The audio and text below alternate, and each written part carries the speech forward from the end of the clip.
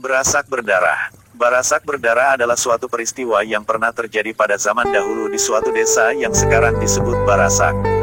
Desa ini terletak di antara Desa Lagon dengan Sungai Petak yang termasuk wilayah Kecamatan Pulau Petak Kabupaten Kapuas. Menurut cerita bahwa pada masa itu di Desa Barasak diadakan suatu pesta tiwah. Pesta ini merupakan suatu pesta besar di lingkungan masyarakat setempat yang waktu itu umumnya beragama Kaharingan. Beberapa desa bekerja sama menyelenggarakan pesta ini yang kegiatannya berpusat di Desa Barasak. Tua muda, laki-laki, perempuan dan anak-anak ikut serta mensukseskan pelaksanaan pesta ini karena pesta ini merupakan bukti dari pengabdian mereka kepada arwah nenek moyangnya. Beberapa bulan sebelum pesta tiwah ini berlangsung, penduduk Desa Barasak kelihatan sekali sibuk. Sibuk mempersiapkan segala sesuatu untuk keperluan pesta itu. Orang-orang datang mengantarkan bahan makanan ke rumah bakas tiwah, yaitu orang yang mengepalai pelaksanaan tiwah itu. Rumah besar yang didirikan oleh orang desa secara darurat di tengah-tengah desa itu pun sudah selesai, begitu juga tiang-tiang yang dipergunakan untuk menambat hewan-hewan yang akan dikorbankan pun telah siap. Segala peralatan atau perlengkapan pesta segera dibawa ke rumah besar itu. Demikianlah rumah besar itu telah menjadi pusat kegiatan pesta tiwah. Hari pertama pelaksanaan pesta pun telah tiba. Gong dan gendang mulai dibunyikan dan berkumandanglah di seluruh negeri itu. Keadaan desa menjadi semakin ramai. Hewan-hewan korban mulai disembelih untuk disuguhkan kepada semua orang yang hadir. Di rumah besar tampak orang-orang bergembira ria dan menari-nari. Minuman arak dan tuak pun merupakan suguhan utama bagi semua orang yang hadir. Kepada setiap orang yang disuguhkan minuman ini tidak boleh menolak. Di halaman rumah besar tampak orang-orang menari bersama-sama mengitari hewan yang akan dikorbankan. Kepada mereka ini pun disuguhkan minuman arak dan tuak itu. Sedang anak-anak pun ikut serta ambil bagian dalam memeriahkan pesta ini. Mereka melakukan bermacam-macam permainan. Ada yang berkejar-kejaran, ada yang menari-nari, dan ada pula yang menyabung ayam dan lain-lain. Di antara anak-anak yang menyabung ayam ini, tersebutlah 3 orang anak bernama Nyalong, Rawing dan Jagau. Rawing dan Nyalong adalah kedua anak yang menyabung ayam, sedangkan Jagau adalah nama salah seorang di antara anak yang menyaksikan sabungan ayam tersebut. Orang tua dari anak-anak ini ikut hadir dalam pesta itu. Mereka berada di dalam rumah yang besar tadi sedang asyik menari-nari dan minum arak. Mereka semuanya sudah dalam keadaan mabuk. Adapun ayam jago yang disabung oleh Rawing dan Nyalong tadi dilengkapi dengan pisau kecil yang tajam dan runcing pada bagian kakinya.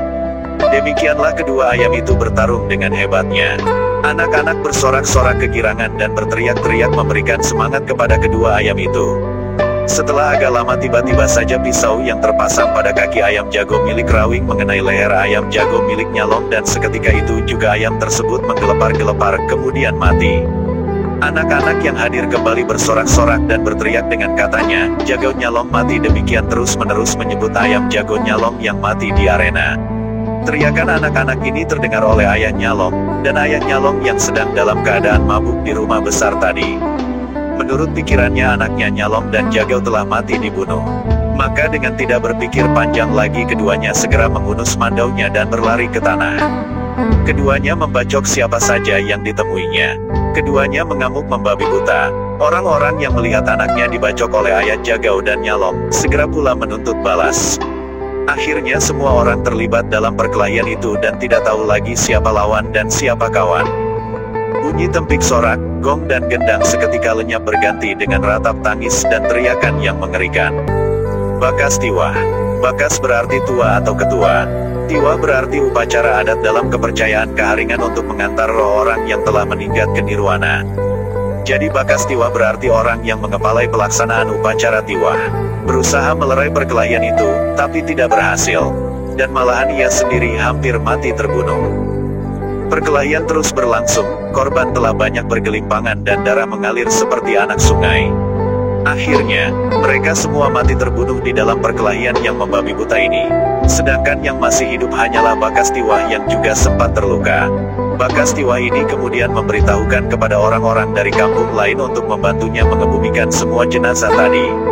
Setelah penguburan jenazah ini selesai, Bakas Tiwah segera pindah ke desa lain yang terdekat. Ia tidak sanggup bertahan hidup di desa itu, karena selalu teringat kepada peristiwa yang sangat mengerikan tadi.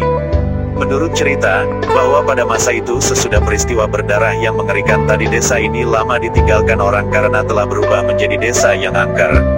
Orang sering mendengar ratap tangis yang memilukan, dan menurut kepercayaan penduduk hal itu mungkin arwah dari orang-orang yang telah mati terbunuh itu. Setelah lama ditinggalkan, kemudian mulailah orang-orang berdatangan untuk bermukim lagi di tempat ini, dan untuk mengenang peristiwa berdarah tersebut maka desa ini tetap diberi nama Barasak. Di desa Barasak ini sampai sekarang dapat dijumpai kuburan-kuburan dari mereka yang meninggal tadi. Demikianlah cerita Barasak berdarah.